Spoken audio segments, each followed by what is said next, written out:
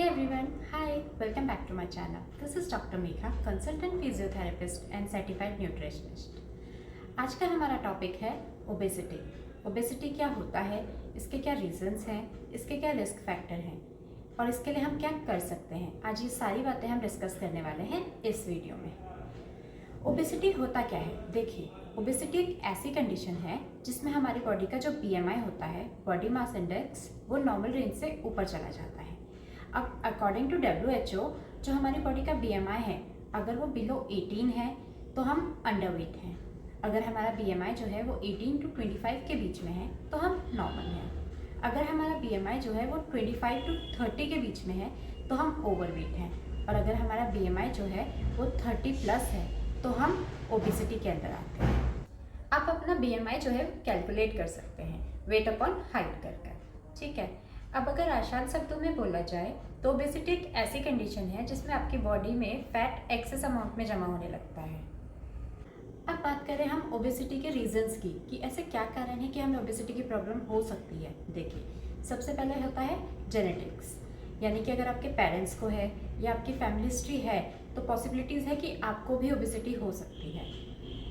Next आता है medical condition. अगर आपको डायबिटीज़, PCOD या हार्मोनल इशू ऐसे कोई मेडिकल कंडीशन है तो भी पॉसिबिलिटीज़ है कि आपको ओबेसिटी की प्रॉब्लम हो सकती है। नेक्स्ट अगर हम बात करें तो आपके सेडेंट्री लाइफस्टाइल, यानी कि आपका अगर फिजिकल वर्कआउट ज़ीरो है तो आपको ओबेसिटी की प्रॉब्लम होगी। फूड इनटेक जो है वो इम्प्रॉपर है, यानी कि आप बहुत ज़्यादा जंक फूड खाते हो, आप बहुत ज़्यादा कैलोरीज इनटेक कर रहे हो बट आप उसको उतना बर्न नहीं कर रहे हो तो भी आपको ओबेसिटी की प्रॉब्लम हो सकती है। फिर इसके रिस्क फैक्टर्स की तो देखिए, इसके बहुत सारे रिस्क फैक्टर्स हैं। मोटापे की वजह से आपको काफ़ी सारे हेल्थ इश्यूज फेस करने पड़ सकते हैं, ठीक है, जैसे कि heart diseases, cholesterol, hypertension, depression, arthritis. ये कुछ ऐसी कंडीशंस हैं जो आपको ओबेसिटी की वजह से फेस करनी पड़ सकती हैं। अब बात करें कि इसके लिए हम क्या कर सकते हैं तो देखिए, और ओबेसिटी को कंट्रोल करने के लिए हमारा जो सबसे मेन पार्ट होता है और सबसे पहला पार्ट है वो है डाइट, ठीक है। अब डाइट समझने के लिए हमें कुछ चीज़ें समझने की ज़रूरत है। सबसे पहला आता है कैलोरीज।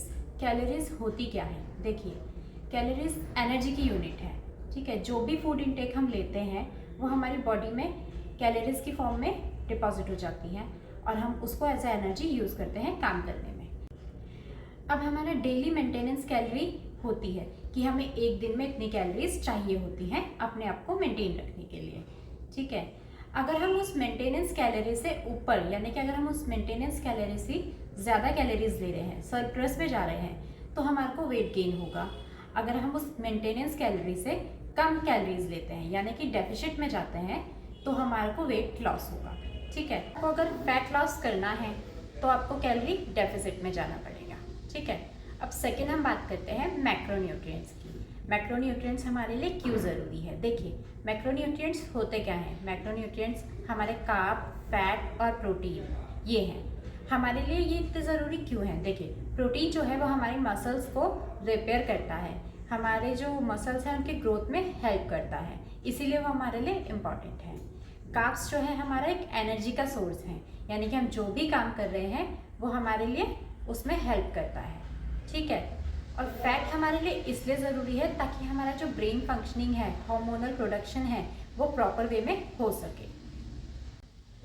थर्ड अगर हम बात करें तो वो है माइक्रोन्यूट्रिएंट्स। माइक्रोन्यूट्रिएंट्स क्या हैं? हमारे विटामिन और मिनरल्स, ठीक है।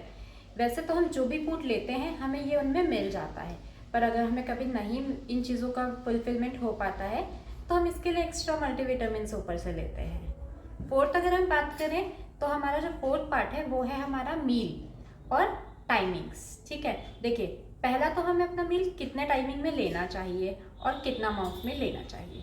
हमें अपने मील को छोटे छोटे पार्ट्स में और मल्टीपल टाइमिंग्स में लेना चाहिए। कितना कैलोरी इंटेक ले रहे हो और कितने फ्रिक्वेंटली ले रहे हो, ये डिपेंड करता है।